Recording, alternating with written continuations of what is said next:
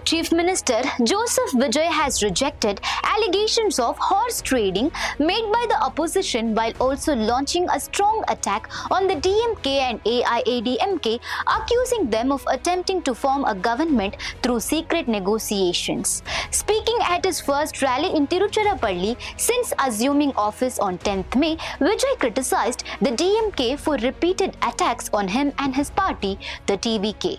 He also attributed the DMK's defeat in the 23rd April Assembly election to what he described as its family politics. He stated that the people had chosen him as the first Sevak rather than the Chief Minister, adding that criticism from the DMK was only benefiting the TVK politically.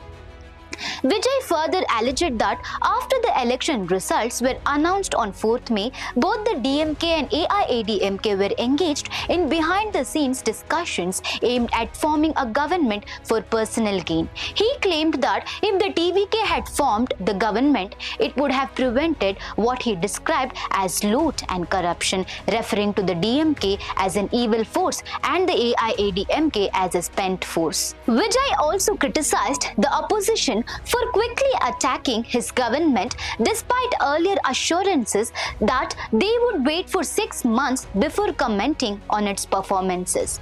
Addressing supporters at St. Joseph's College, he expressed gratitude for their support and said that the people of Tiruchirappalli had extended such a tremendous support for TVK. For more such updates, stay tuned to Daily Salar Digital.